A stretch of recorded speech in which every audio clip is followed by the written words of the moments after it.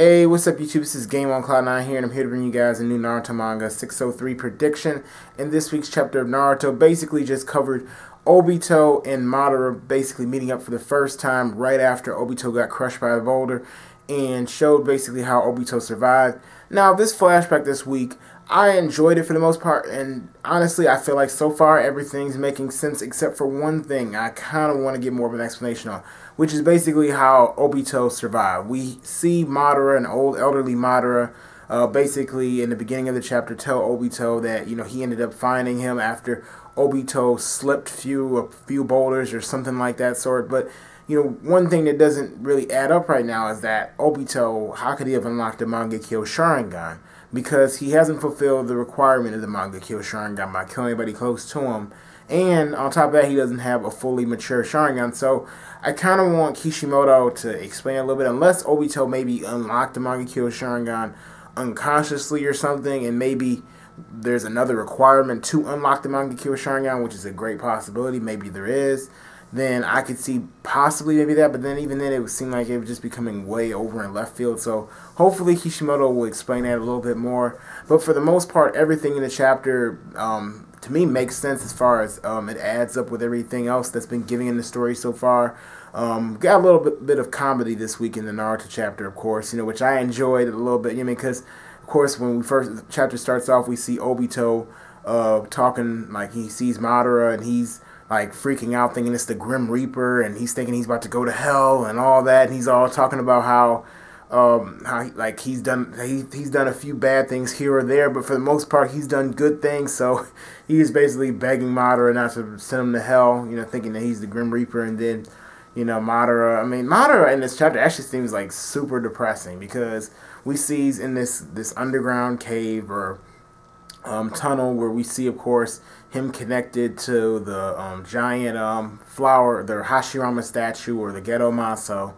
And basically, he's just straight up on life support. I mean, if you want to put it in simple terms, he's on life support, because Madara goes on to tell Obito, after he explained how he saved him, that he attached part of Hashirama's cells to his body, and basically, that's what's keeping him alive right now. Like, of course he did the medical treatment, but basically he needs to let Hashirama's cells adjust to his body, and right now that he can't necessarily move, otherwise he'll end up dying, and that both of them need to stay there. So right now, things, are making sense as far as, okay, we see how Obito survived. It was through Hashirama's DNA, because as we all know, if Hashirama's DNA is anything, like, since we know that Senju DNA and Uzumaki's are like related, I guess it kind of makes sense considering the fact that Uzumaki's have this life-giving energy, and we see Karin, when Kabuto took some of her DNA, it increases healing abilities. So, I think that's a pretty good explanation as far as how he's able to live at this current moment in time.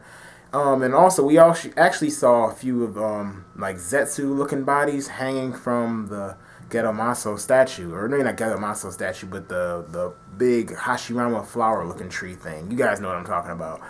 And one big question that I just couldn't avoid but thinking about in the chapter is, where is Zetsu? I mean, we see this big flower thing, but at this particular time, was Zetsu around? Was he alive? Because, of course, we don't see anything pop up walking around. We don't see any of those bodies hanging from that tree actually talking or moving around or anything like that. So, it kind of makes me wonder when Zetsu's existence actually comes into play.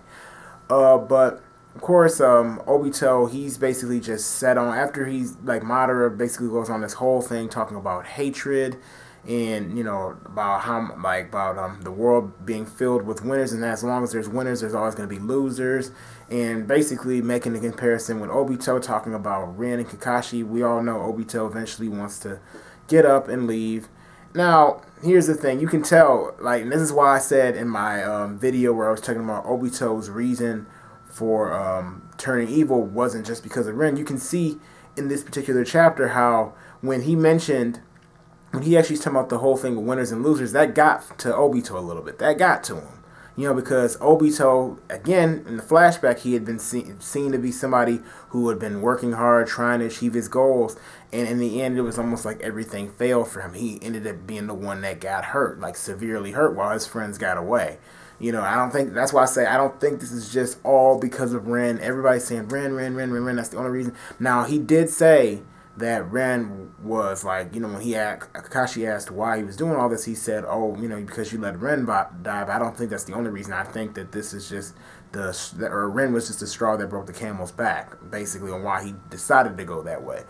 But currently, of course, one other thing I want to mention about this is we also see Madara has a different pair of eyes in this flashback, because we all know that Madara, you know, or at least, you know, Toby had said under the identity of Madara that he's the one who gave Nagato the Rinnegan. So for all of you guys out there who are trying to say, oh, this is a plot hole, you know, Obito said he gave Nagato the Rinnegan, he did that under the identity of Madara, and Madara, in a sense, kind of confirms in this week's chapter when he talks about how he gave his eyes to someone else when he was talking to Obito.